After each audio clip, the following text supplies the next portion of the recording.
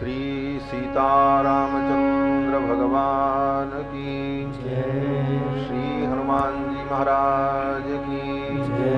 श्री कृष्णचंद्र भगवान की जय। श्री अवधधाम की जय। सरयू मैया की जय। सब संतन की जय। सब भक्तन की जय। श्री सीताराम नाम महाराज की जय। जय जय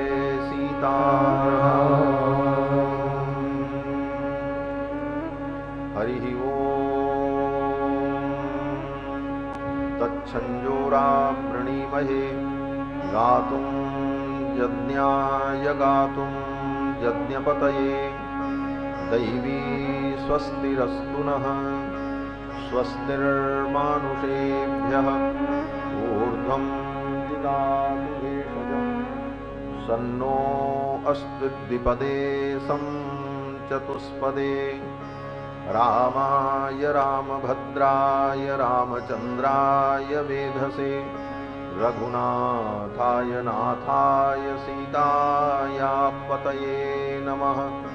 रामं रामानुजं सीतां भरतं भरतानुजं सुग्रीवं वायुसूनुं च प्रणमामि पुनः पुनः। नमोऽस्तु रामाय सलक्ष्मणाय देव्यै च तस्यै जनकात्मजायै नमोऽस्तु रुद्रेन्द्रयमानिलेभ्यो नमोऽस्तु चन्द्रार्कमरुद्गणेभ्यः। चरितं रघुनाथस्य शतकोटिप्रविस्तरम् एकैकमक्षरं प्रोक्तं महापातकनाशनम् यस्य स्मरणमात्रेण जन्मसंसारबन्धनात् विमुच्यते।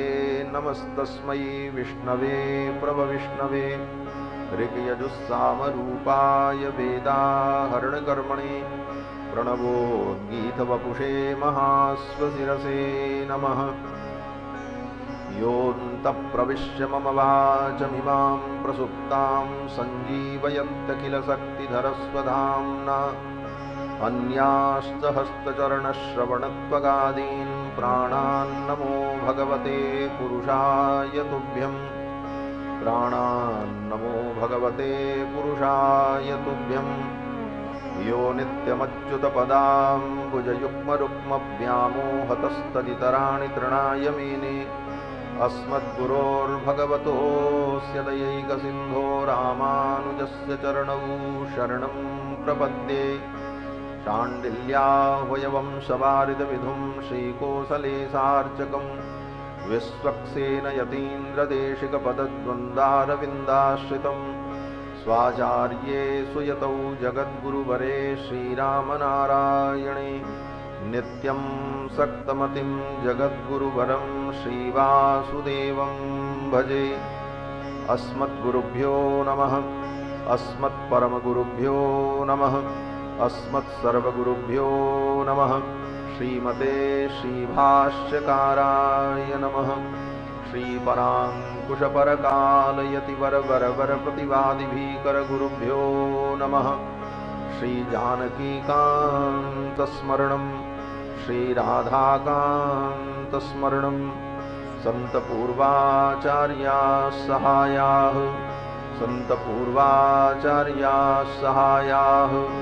बोलिए श्री सीतारामचंद्र भगवान की जय। श्री अवधधाम की जय। सरयू मैया की जय। श्री लक्ष्मी नारायण भगवान की जय। श्री वेदव्यास भगवान की जय। श्री पराशर जी महाराज की जय। श्री वाल्मीकि भगवान की जय। श्री गोस्वामी तुलसीदास जी महाराज की जय। श्री भाष्यकार रामानुज स्वामी जी महाराज की जय। श्रीमद् जगद्गुरु आद्य रामानंदाचार्य स्वामी जी महाराज की जय। सब संतन की जय। सब भक्तन की जय। जय जय सीताराम।